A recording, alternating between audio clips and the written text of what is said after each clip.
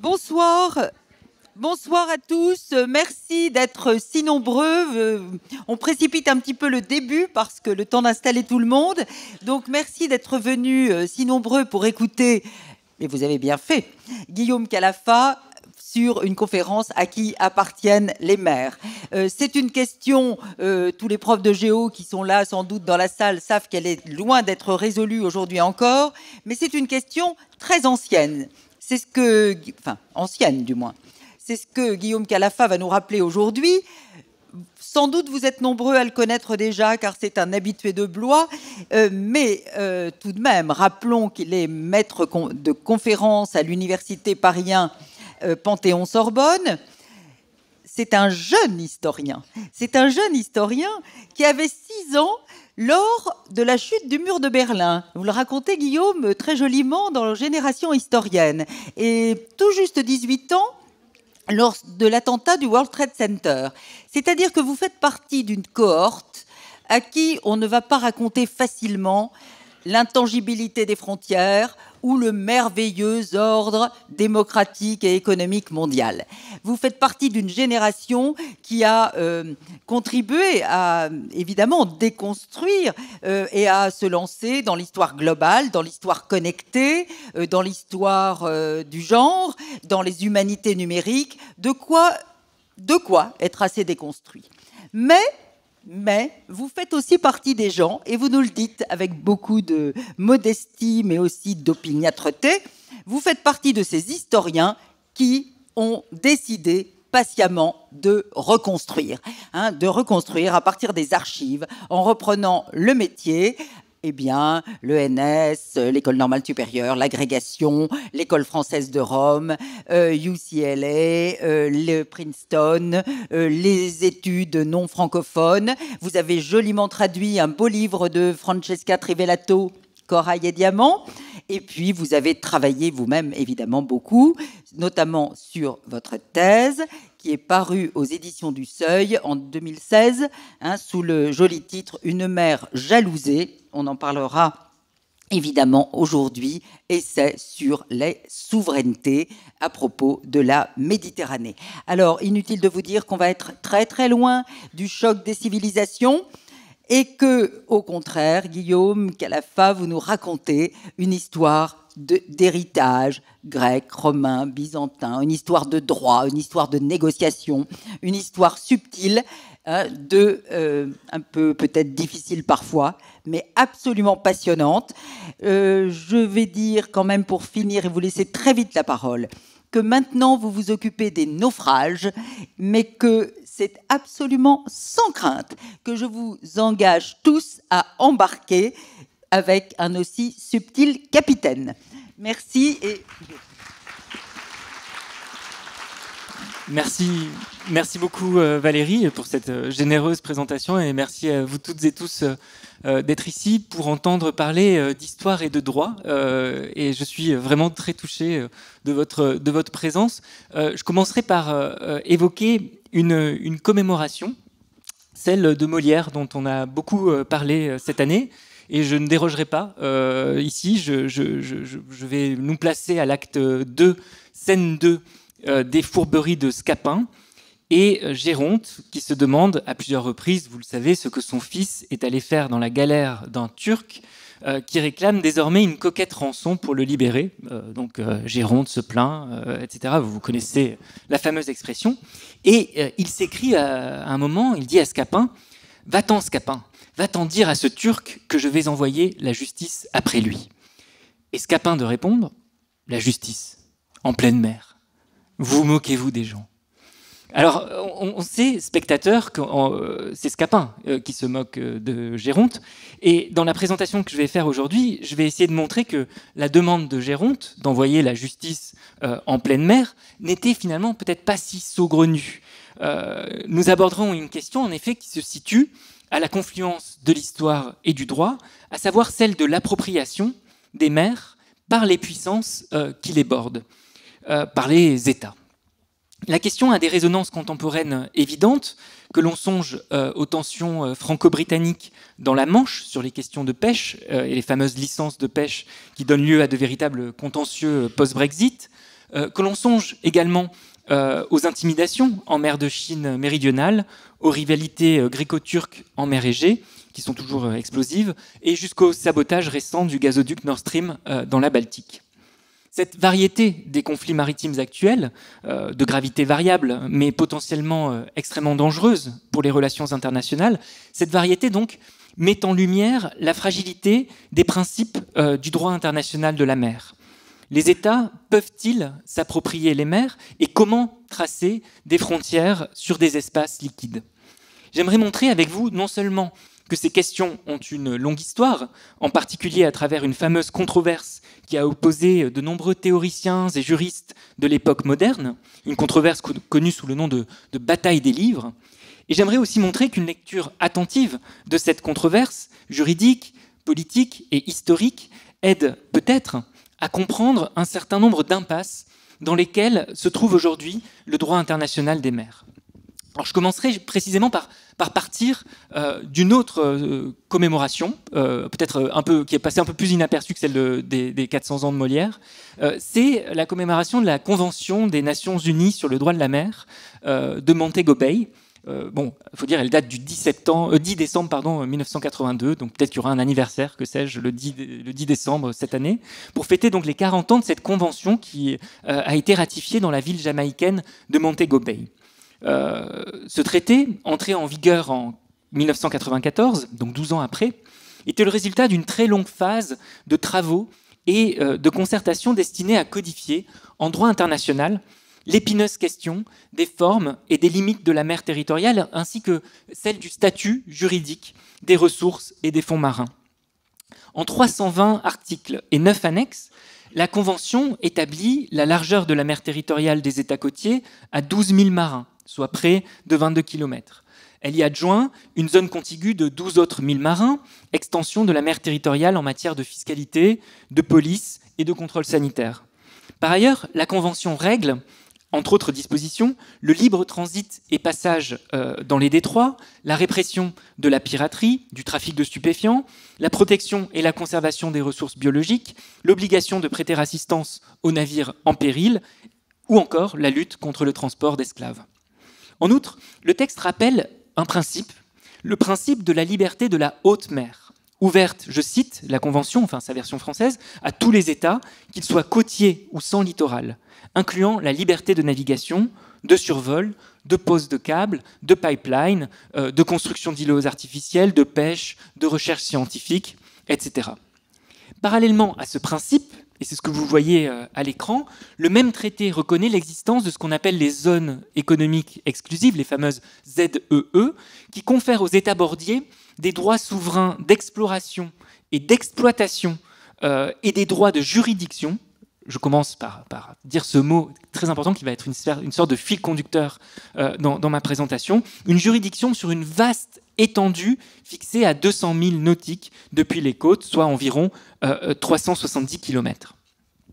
Pour le dire schématiquement, la Convention de Montego Bay de 1982 oscille fondamentalement entre deux positions difficiles à concilier. D'une part, une vision qu'on peut qualifier d'internationaliste, de gestion collective et de protection des ressources halieutiques et sous-marines, qualifiée dans le texte de la Convention, c'est tout à fait intéressant, de patrimoine commun de l'humanité. C'est l'article 136, si vous voulez vous y reporter, tous ces textes sont très aisément accessibles. De l'autre, un projet qu'on peut qualifier, lui, de souverainiste, d'appropriation par les États de vastes portions d'espace maritime dont les zones économiques exclusives, les fameuses ZEE, justement, constituent le dispositif le plus emblématique. Lorsqu'elle entre en vigueur dès 1994, c'est-à-dire 12 ans après la ratification de la Convention de 1982, la Convention penche déjà nettement du côté de la tendance souverainiste. En effet, sous la pression du Sénat et des milieux conservateurs états-uniens qui refusent de la signer, les dispositions concernant la gestion collective d'un patrimoine défini comme commun, en particulier la partie 11 qui concerne tous les fonds marins, sont en partie complètement vidées de leur substance. Et malgré ça, le Sénat états-unien n'a toujours pas ratifié la Convention et les États-Unis ne sont pas signataires de cette Convention internationale du droit de la mer. Les ZEE renforce par ailleurs, et vous l'aurez compris, c'est une tendance forte, l'emprise des États côtiers sur l'espace maritime. Alors, rebroussons chemin, hein, vous n'êtes pas trompé de rendez-vous de l'histoire, c'est bien les rendez-vous de l'histoire. Nous sommes là au petit matin du 25 février 1603, dans le détroit de Singapour, tout début du XVIIe siècle. Les vaisseaux d'un capitaine néerlandais, Jacob van Heemskerck, capturent, pour le compte de la jeune compagnie des Indes orientales néerlandaises, qui a été instituée l'année précédente, en 1602, un navire portugais, la Santa Caterina, et son chargement qui est estimé à plus de 3 millions de florins. Alors, j'aime pas faire ce type de conversion, mais je vais le faire quand même. C'est à peu près 240 millions d'euros actuellement. Enfin, parité, pouvoir d'achat, pain, enfin très compliqué. Bref, donc quand même une coquette somme, si vous voulez. Pour justifier en droit cette prise vis-à-vis de leurs actionnaires comme de leurs alliés étrangers, les directeurs de la VOC, de la Compagnie néerlandaise des Indes, font appel à un jeune et talentueux avocat, on appelle le miracle de la Hollande. À l'époque, les avocats pouvaient être des miracles d'un pays. Il s'appelle Hugo Grotius, donc à ma droite, vous le voyez, Hugo Grotius.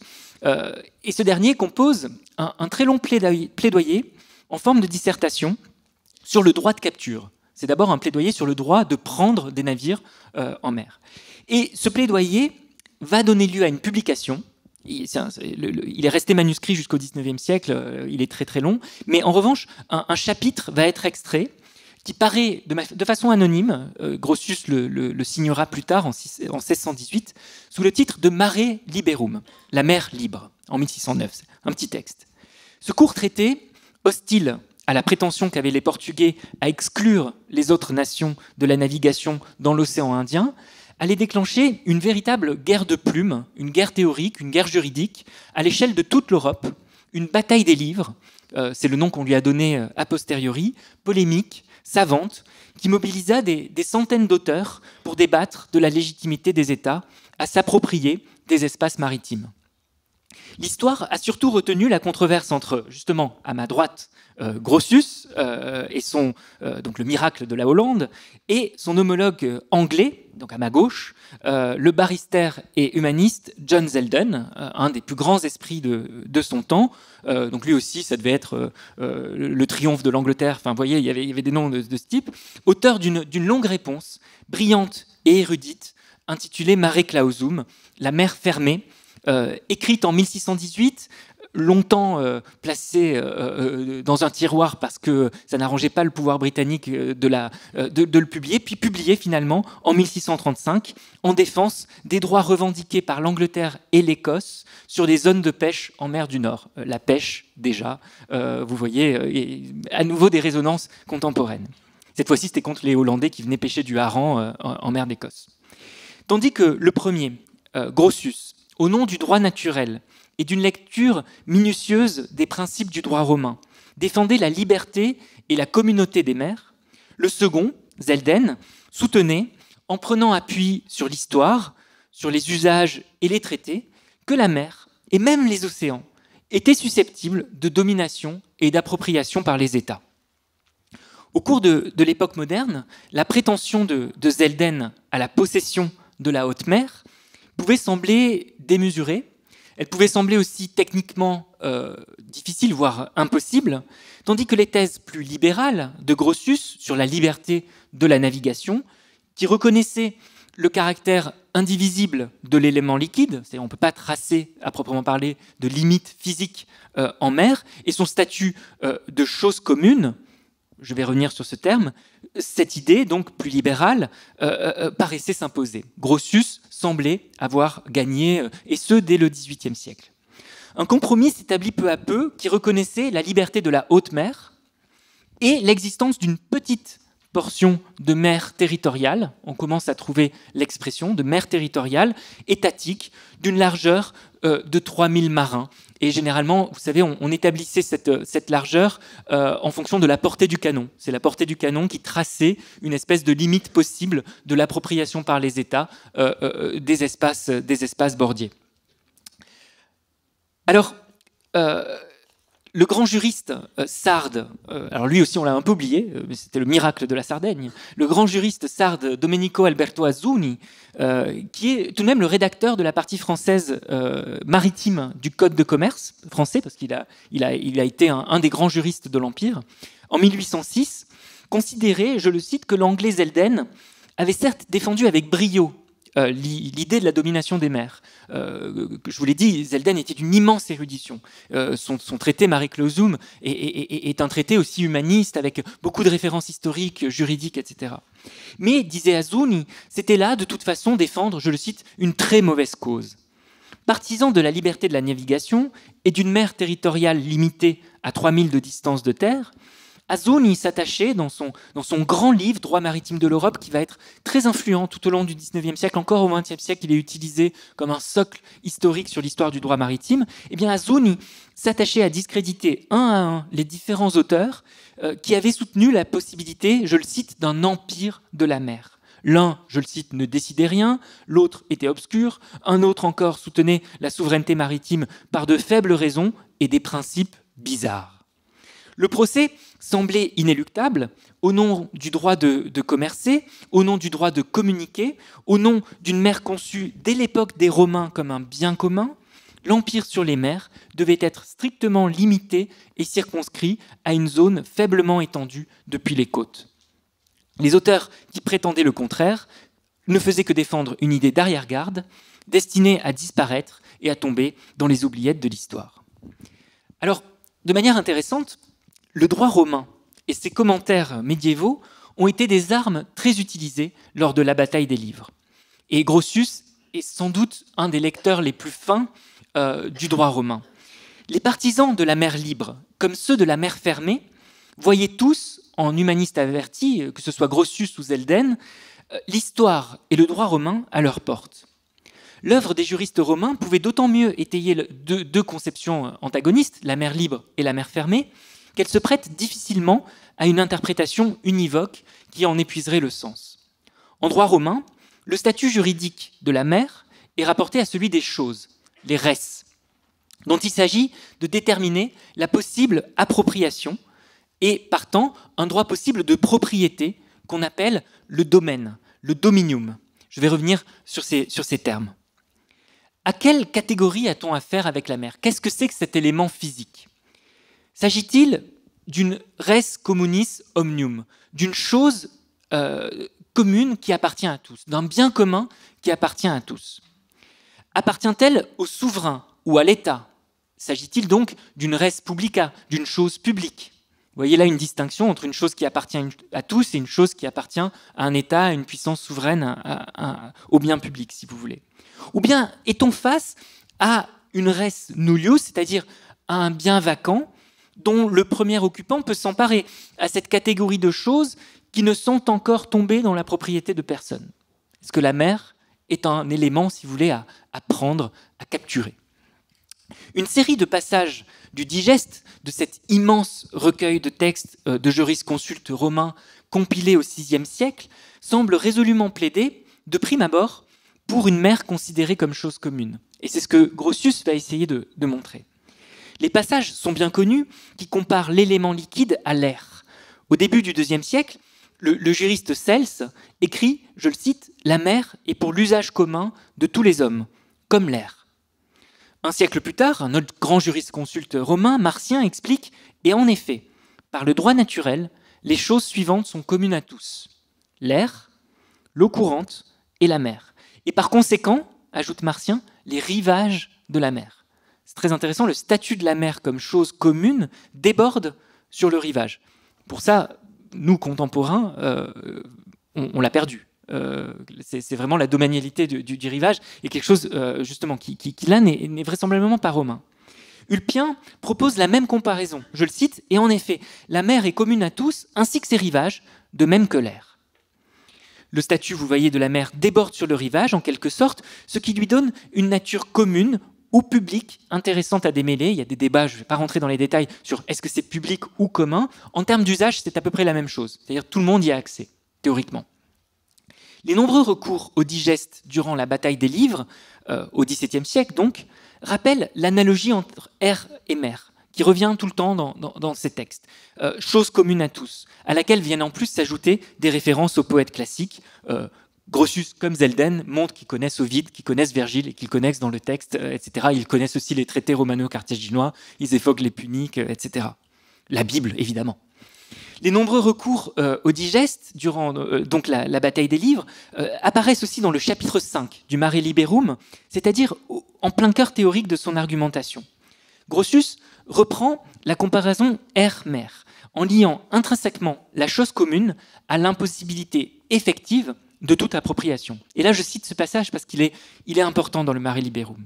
Telle est, par une double raison, dit Grotius, l'air qui nous environne, et parce qu'il ne peut être occupé, et parce qu'il se prête en commun à l'usage de tous, pour les mêmes raisons, l'élément des mers est commun à tous, trop immense pour être possédé par personne, et disposé d'ailleurs merveilleusement pour l'usage de tous, qu'on le considère soit au point de vue de la navigation, soit même à celui de la pêche. Pour l'avocat hollandais, en effet, l'appropriation effective, physique, matérielle, est une condition nécessaire de la propriété, et l'élément liquide ne le permet pas. La mer, dit Grotius, étant insaisissable comme l'air, ne peut être ajoutée au domaine d'aucun peuple. Le 5e chapitre du Mare Liberum défend essentiellement trois principes pour légitimer la liberté de navigation. En premier lieu, celui de l'effectivité de la possession comme marque et fondement minimal du dominium, de la propriété. Autrement dit, il dit, si vous voulez montrer que vous possédez la mer, montrez-le. Montrez que vraiment ça vous appartient. Empêchez-nous de naviguer. Et donc il dit aux Portugais, si on a réussi à prendre votre bateau, c'est que vous n'êtes pas vraiment les maîtres des mers. Vous voyez, c'est vraiment très très pragmatique. Ensuite, il ajoute en deuxième lieu celui de l'usage commun des mers, qui exclut de restreindre ce caractère commun aux seuls citoyens d'un État. En troisième lieu, enfin, une distinction encore peu formalisée dans le Mare Liberum, mais qui est, vous allez voir, qui va jouer un rôle décisif dans l'histoire du droit de la mer, une distinction entre une portion de mer proche des terres ou enclavée, qui là est susceptible d'occupation, il dit occupation, par le maître de la terre côtière, et la haute mer ou les océans, qui là est libre. Il fait cette distinction, vous voyez, qu'on va retrouver en partie, d'une certaine manière, dans Montego Bay, mais sous une forme déjà un peu édulcorée. S'appuyant sur les commentateurs médiévaux, Grotius reprend une distinction décisive, fondamentale. Et alors là, vous avez des effets spéciaux, très très mauvais. Mais je suis désolé, on m'avait dit de ne pas le faire, mais vraiment j'insiste sur ce mot en gras, son arrivée spectaculaire, l'arrivée de la notion de juridiction. Et effectivement, je parle de choses un peu techniques, alors j'essaie de montrer quand même que voilà, ce mot est une espèce de coup, d'événement, de moment décisif. C'est l'arrivée de la notion de juridiction qui existe chez les Romains, mais qui a été transformée au Moyen-Âge. Et Grotius reprend une distinction décisive entre cette notion de juridiction et celle de propriété. La juridiction, c'est le pouvoir de dire le droit de dire le droit. Et en particulier depuis le Moyen-Âge, elle est pensée comme un pouvoir. C'est un pouvoir de dire le droit. Et c'est une sorte, si vous voulez, d'empire. C'est pour ça que Grotius utilise ce terme décisif, imperium, l'empire. Et les traducteurs français de Grotius vont traduire empire par juridiction. Là aussi, c'est un coup de force. C'est un coup de traduction, mais qui a des effets théoriques extrêmement, extrêmement forts, et je vais essayer d'expliquer pourquoi. L'association entre juridiction et pouvoir, entre jurisdictio, le droit de dire le droit, et imperium, le pouvoir de dire le droit, a été en fait condensée par les commentateurs médiévaux du droit romain. C'est-à-dire que la juridiction est de suite pensée comme un pouvoir. La juridiction charrie l'idée de pouvoir. Si vous dites le droit, c'est que vous avez le pouvoir de le faire. Alors que chez les Romains, c'était deux choses qui étaient relativement séparées en droit romain, même si le droit romain est plus complexe que ça, mais quand même, c'était deux choses qu'on pouvait distinguer. Les commentateurs médiévaux du digeste associent jurisdictio et pouvoir. Et pour Grotius, de manière intéressante, la juridiction, c'est le pouvoir, c'est l'imperium, c'est l'empire, amputé du droit de propriété. Il ajoute ça. Il dit la juridiction, c'est le droit de dire le droit, sans nécessairement que vous soyez propriétaire de l'espace sur lequel vous le dites.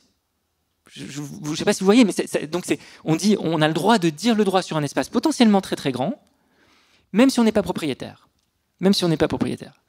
Évidemment, Grotius, vous l'aurez compris, c'est le défenseur de la Compagnie néerlandaise des Indes orientales, qui est le bras commercial armé des Provinces-Unies et de l'Empire néerlandais dans l'océan Indien. Et donc, c'est pour ça, c'est un peu bizarre qu'on en ait fait le grand penseur du libéralisme, quand même. Donc, il y a quand même quelque chose là qu'il faut dénouer. Et donc, la pleine souveraineté sur les mers, pour Grotius, nécessite la juridiction et la propriété. Il dit, si vous voulez montrer que vous êtes souverain sur les mers, il faut les deux. Il faut la juridiction et la propriété. Or ça, c'est impossible, nous dit Grotius, parce qu'un navire qui navigue sur la mer ne laisse derrière lui qu'un sillage éphémère, et pas du tout des droits de propriété qui vont avec. C'est une sorte, vous voyez, chez Grotius, de pensée matérielle, physique, naturelle, presque environnementale, dirions-nous aujourd'hui, du droit, que l'on retrouve, par exemple, sous la plume de ce diplomate du XVIIIe siècle que je cite, « On n'a pas encore trouvé l'art de planter des limites en pleine mer et d'y tenir des sentinelles pour observer quand les bâtiments passent au-delà ou au-deçà des limites. » Il est donc permis à différentes puissances de s'attribuer par convention des aires de juridiction sur les mers. Ça, c'est permis et ça, juridiction, Grotius le reconnaît, sans pour autant reconnaître à aucune de ces puissances un droit de propriété, une domanialité sur ces aires. La juridiction d'un État implique seulement le contrôle d'une aire dont il s'agit de définir la portée. Alors les juristes débattent, est-ce que c'est 100 000, est-ce que c'est 12 000, est-ce que c'est 50 000, etc. Là, il y a des débats dans lesquels je ne vais pas rentrer, mais l'imperium, c'est ça qui est important, le pouvoir et pas le dominium, la juridiction et non la souveraineté, c'est ce que dit Grotius. Pour Grotius, établir des limites et des lignes intellectuelles en mer, à l'aide par exemple d'îles, de rochers, d'écueils, de repères, pour se départager ou délimiter des territoires, ne signifie en aucun cas une division physique de la mer, ni une possession effective.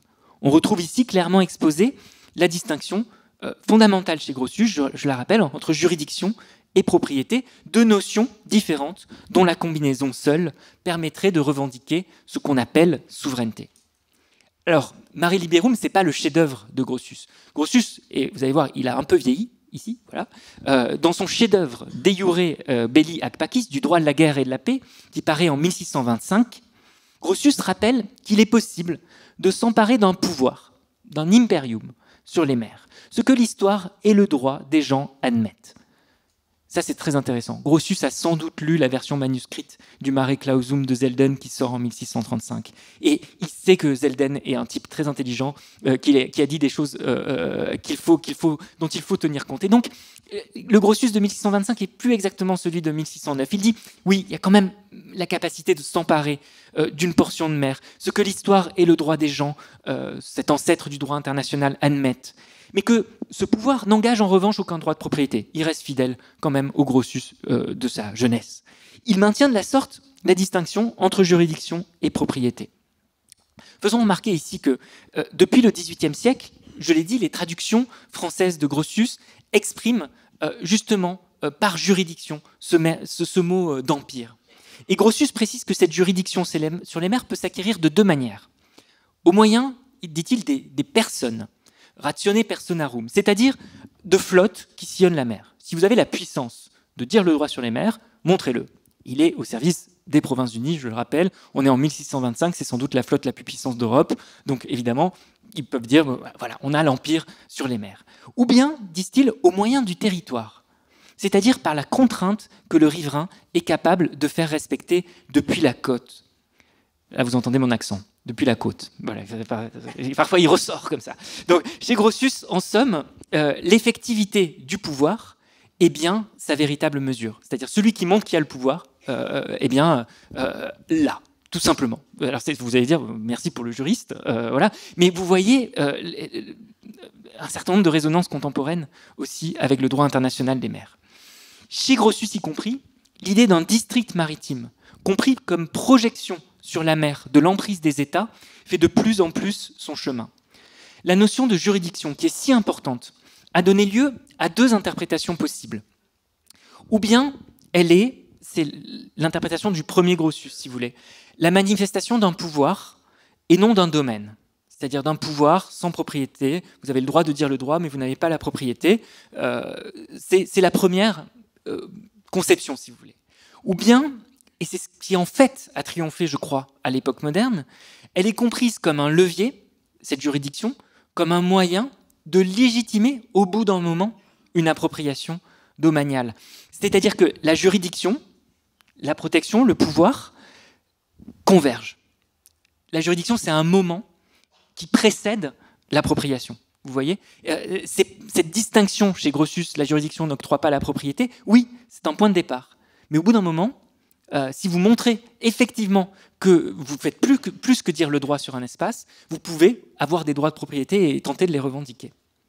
Et ça, évidemment, ça joue un rôle absolument décisif, c'est-à-dire qu'à force de dire le droit dans l'espace d'une juridiction, émerge une forme de domanialité, de propriété. Et ça, on le voit pas uniquement en mer. C'est-à-dire que sur Terre, en Europe occidentale, c'est exactement la même chose. C'est-à-dire que prouver que vous avez des droits, que vous occupez des espaces, le prouver très concrètement, c'est-à-dire en traçant, en creusant, en ayant des notaires qui vont vous dire vraiment, ça vous appartient, ça vous octroie des droits. Ça enclenche des demandes de droits.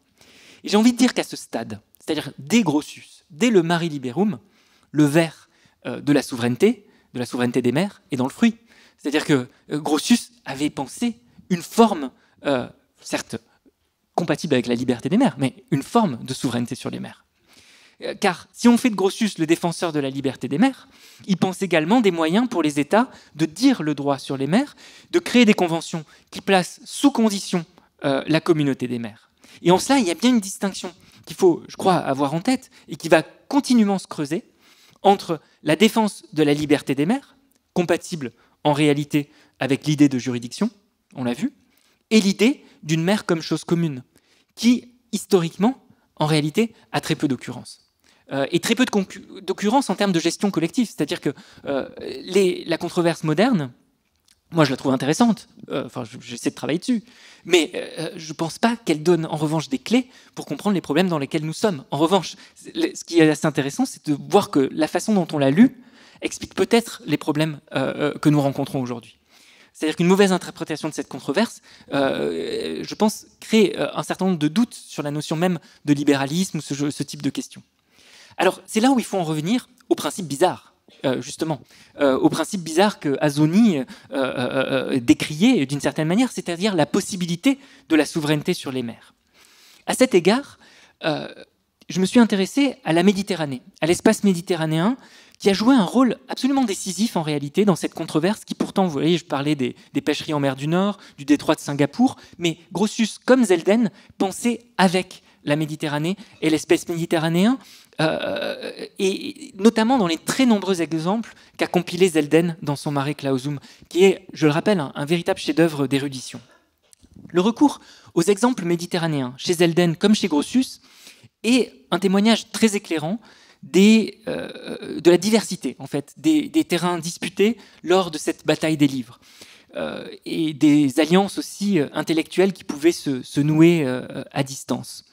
En invoquant notamment le cas emblématique de la souveraineté de Venise sur le golfe Adriatique, l'humaniste anglais Zelden n'hésite pas à défendre les points de vue précisément critiqués par Grotius. Il est d'ailleurs intéressant que l'ambassadeur anglais à Venise, à l'époque de cette bataille des livres, disait, dans son meilleur italien, que Venise était dans le même bateau que l'Angleterre sur cette affaire.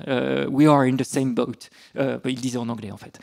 Mais voilà, c'était assez intéressant de voir que Zelden et les Vénitiens défendaient à peu près la même chose, c'est-à-dire l'appropriation des mers. Il s'appuie ainsi sur l'histoire antique, les grands jurisconsultes médiévaux, et Zelden estime que la prescription et la coutume sont compatibles avec le droit des gens, que l'histoire montre assez l'idée d'un usage commun des mers a subi en fait des altérations multiples, avérées, puisque des princes, des particuliers, ont pu se tailler de véritables domaines maritimes. Par ailleurs, la différence de nature entre la Méditerranée et l'océan que concède Grotius lui-même invite Zelden à montrer la relativité et la contingence de la communauté des mers. C'est-à-dire que Zelden dit « Mais quelle est cette loi naturelle des mers qui varie selon les lieux et les particularités morphologiques ?» Soit la mer elle est commune à tous et partout, soit elle ne l'est pas si dans certains espaces on considère qu'on peut se l'approprier et pas dans d'autres. Donc Zelden dit votre critère physique, cher Grotius, il se respectait, est malgré tout inopérant. D'ailleurs, s'il est difficile d'imaginer un dominium sur les océans, Est-ce pour autant absolument impossible? Zelden le dit en 1618. En 1652, c'est l'acte de navigation britannique. Et l'idée, effectivement, d'un empire par la mer, les Britanniques savent de quoi ils parlent en la matière. C'est-à-dire que c'est vraiment quelque chose qui va être absolument décisif. Et d'ailleurs, l'année de l'acte de navigation britannique qui va donner à la flotte britannique un vrai rôle commercial, impérial, etc., c'est l'année de la traduction en anglais du Mare Clausum, qui va être traduit d'ailleurs of the sovereignty of the seas, c'est-à-dire sur la souveraineté des mers. C'est-à-dire qu'on va traduire Mare Clausum par souveraineté des mers, qui est souvent le nom des navires qu'on donne dans l'armée britannique. D'ailleurs, il s'appelle souveraineté. Voilà, ce genre de choses. Donc, partout où elle est livrée, la bataille des livres, cette bataille sur le statut des mers, met en jeu des notions fondamentales de la pensée politique et juridique moderne. La propriété par le travail, c'est-à-dire on peut s'approprier la mer parce qu'on a mis des phares, on a mis des écueils, on a des flottes qui protègent contre les pirates, justement. L'occupation aussi par l'histoire, c'est-à-dire on a des attestations, des petites colonnes, des noms, des toponymes qui permettent de revendiquer la mer.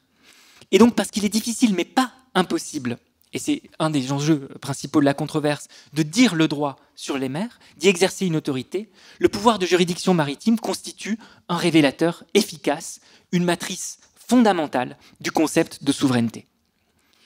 Alors, en Méditerranée, cette forme de prise de possession des mers peut prendre diverses formes. Et vous l'aurez compris, je crois que la Méditerranée a été une espèce de mise à l'épreuve des théories sur la liberté des mers. Et donc ça a plutôt montré que la souveraineté y était présente. Et aujourd'hui, on vit dans un monde qui est en fait une Méditerranée en grand, mais avec des moyens pour les États, justement, qui sont aussi décuplés par rapport à ceux de l'époque moderne. L'occupation d'un espace liquide est parfois, et ça les Vénitiens vont le développer en particulier, fondée sur la coutume, le temps long, ce que les Romains appelaient l'usucapion, qu'on trouve encore en droit civil en France. C'est le droit de possession de longue durée. C'est-à-dire, si vous possédez quelque chose de longue durée, au bout d'un moment, vous en êtes le propriétaire.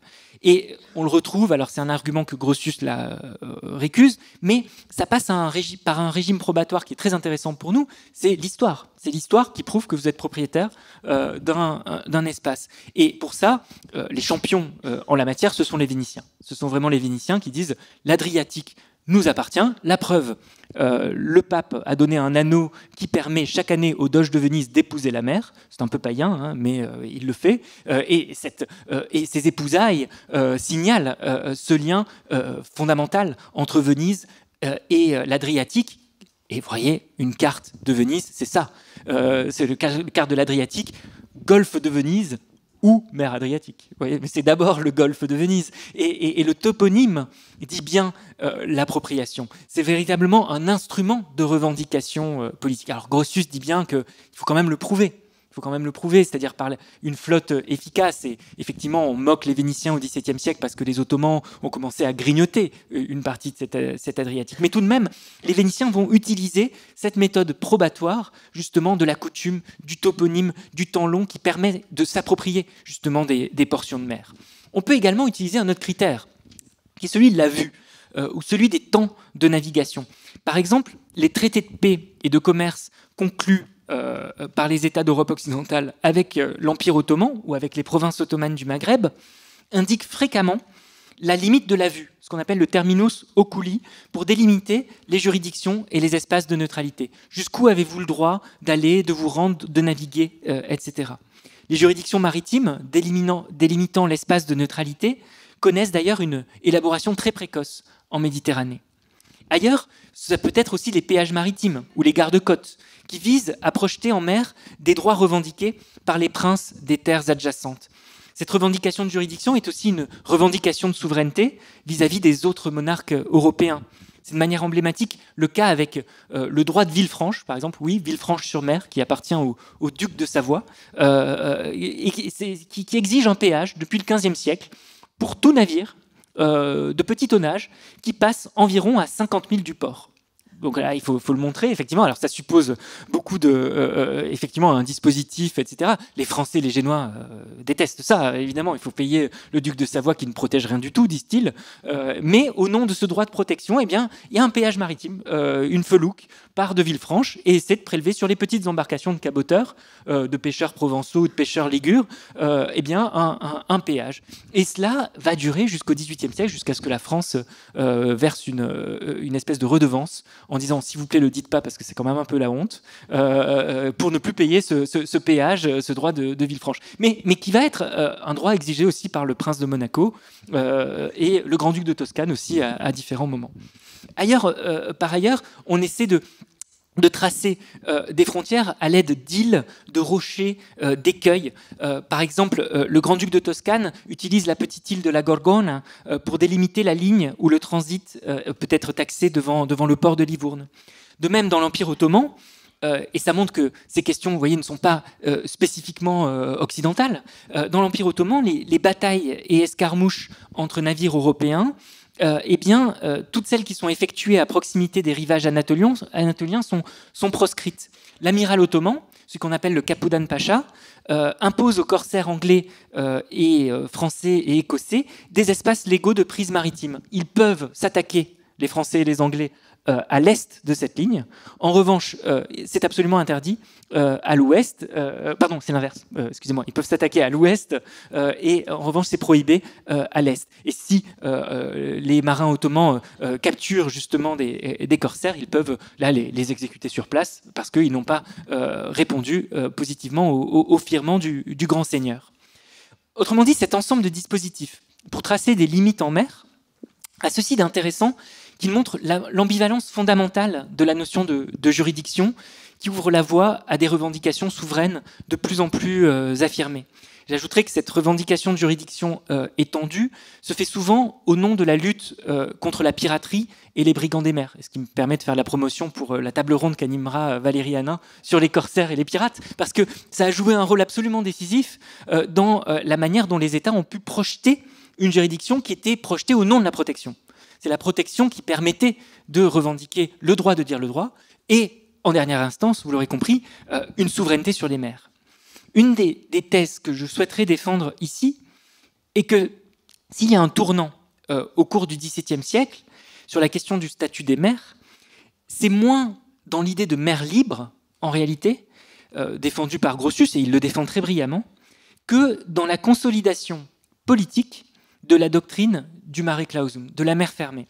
C'est-à-dire dans la théorie d'une juridiction maritime étendue à un droit de propriété, ou tout du moins à l'espace d'un domaine souverain possible. C'est-à-dire que Grotius, avec le Mare Liberum, a déclenché en fait tout un certain nombre de publications, de textes, de récits, de mémoires, qui sont des revendications de propriété sur les mers. Et en fait, ça a mis au jour en fait, tout un certain nombre de pratiques en la matière. J'ajouterai aussi ce succès. Alors j'aurais pu là aussi faire un effet spécial après juridiction, mais c'est le succès du mot de souveraineté. Le succès du mot de souveraineté qui est très rare au XVIe siècle, très rare encore dès le début du XVIIe siècle. Si vous voyez par exemple souveraineté dans des traductions de Shakespeare, c'est souvent des coups de force de traduction. C'est pas exactement le mot qu'on trouve. On traduit souveraineté par... Enfin, souveraineté traduit majesté, traduit d'autres choses généralement. Mais à partir des années 1620, 1630, 1640, c'est un mot qui a un succès considérable. Parce que souveraineté condense et traduit en même temps dans les différents vernaculaires européens la majesté, justement, majestas, cette supériorité, si vous voulez, ces deux corps du roi, comme on dit, la puissance, la potestas.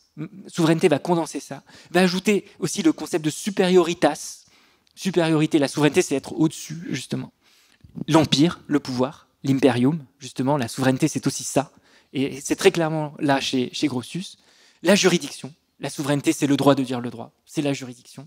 Et aussi, et c'est là où justement on arrive à ça, le domaine, le dominium. La juridiction, la souveraineté, c'est un espace. C'est un espace, c'est le territoire, le méritoire, désormais on dit en géographie, c'est très malheureux comme terme. Mais en tout cas, c'est un espace sur lequel on peut dire le droit. Et souveraineté, ça condense tout ça. C'est assez indéterminé comme terme, c'est à la fois juridique et politique. Mais vous voyez, il a cet avantage qui va condenser cet ensemble de notions. Autrement dit, à y regarder de plus près, et là c'est Zelden qui nous regarde, la controverse entre Grotius et Zelden, entre la mer libre et la mer fermée, et je conclurai là-dessus, est beaucoup plus tranchée qu'il n'y paraît, et beaucoup moins tranchée qu'il n'y paraît, pardon. Les deux juristes s'accordaient sur l'idée que la juridiction sur les mers, le pouvoir d'y dire et d'y exercer le droit d'un État, était un moyen de revendiquer et de projeter une souveraineté, un empire, un imperium, sur un espace liquide déterminé. Et après tout, je le rappelle à nouveau, mais Grotius défendait la puissante compagnie néerlandaise des Indes orientales. C'est-à-dire, il est paradoxal presque que le traité sur la mer libre vient quand même d'abord d'une capture, d'une prise, d'une saisie. Et c'est un paradoxe qui n'en est pas pour les modernes, mais qui est tout à fait en fait intéressant si on veut relire ces généalogies du droit de la mer. En cela, la juridiction maritime devient en quelque sorte un véritable test, une épreuve, un instrument de mesure de la puissance effective des États. Et ça nous concerne tous cette année au rendez-vous de l'histoire du Blois. C'est-à-dire que les États de l'époque moderne considèrent de plus en plus, précisément à cause de ça, que la mer est la preuve de leur souveraineté. Que la souveraineté, elle s'éprouve sur les mers, qu'on la teste sur les mers. Vous voulez vraiment montrer que vous êtes puissant ? Eh bien, montrez-le sur les mers. Et ça va être une théorie très très puissante dans l'histoire des États modernes, justement dans l'histoire du financement des flottes, dans l'histoire de la finance des marines, des grandes flottes de guerre. On la retrouve encore dans la doctrine Monroe américaine du 19e siècle, chez l'amiral Mahan. On la trouve aujourd'hui, par exemple, dans la politique d'armement naval de la Chine. Enfin, c'est-à-dire, c'est absolument central, et je crois sincèrement que ça naît là. Et donc, en faisant de Grotius le porte-étendard de la liberté des mers, mais aussi, c'est là l'erreur, je crois, de la communauté des mers, là on s'est trompé, les généalogies du droit international conduisent, malgré elles peut-être, à la souveraineté des mers. C'est-à-dire que là, vraiment, on y arrive. Alors aujourd'hui, les extensions de la mer territoriale, de la zone contiguë, des ZEE, c'est-à-dire près d'un tiers des mers et des océans du globe, sont aujourd'hui sous l'emprise des États. Créant aussi de nouvelles formes de disputes, de voisinage, du tracé des frontières maritimes, avec une grande indétermination sur les instances qui peuvent dire le droit sur les mers. Justement, la Convention a été vidée des instances qui pouvaient arbitrer aussi un certain nombre de litiges. Ces juridictions ne cessent de grignoter la haute mer au détriment de la gestion et de la protection collective et internationale des ressources et des fonds marins. La nette victoire de la conception souverainiste du droit de la mer a peu à peu vidé, je l'ai dit, la Convention de Montego Bay de certaines de ses dispositions en matière de sauvegarde commune de l'environnement marin. Et en 1967, quand la Convention est lancée, quand les travaux de la Convention sont lancés, c'est le représentant maltais aux Nations Unies qui pose la question du statut des fonds marins, parce qu'ils ont conscience que désormais il y a les possibilités techniques, malgré tout, et potentiellement risqué d'aller justement prospecter, exploiter, au détriment de ce qui est considéré comme un patrimoine commun de l'humanité. La Convention, je l'ai dit, n'est pas ratifiée par tous les pays. La Turquie ne fait pas partie des signataires, contestant notamment les effets juridiques du traité sur Chypre et les îles grecques de la mer Égée. Et cela promet malheureusement des conflits à venir qui sont inévitables en Méditerranée orientale, je le crains. Et le Sénat états-unien, sous la pression des milieux conservateurs, refuse encore aujourd'hui de la ratifier officiellement, et il n'est pas sûr que le gouvernement Biden puisse le faire. La mer demeure ainsi, encore aujourd'hui, l'un des espaces privilégiés de ce que les auteurs du XVIIe siècle auraient appelé volontiers la jalousie des souverainetés. C'était un terme qu'on trouve justement sous la plume des modernes. Et à nous donc d'imaginer d'autres manières de penser la gestion d'un bien commun, parce que sinon on donne raison à Géronte et pas à Scapin. Voilà, merci beaucoup.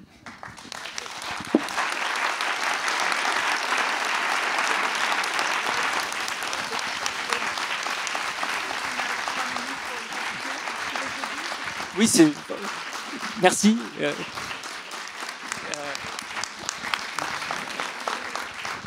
Je vais te dire.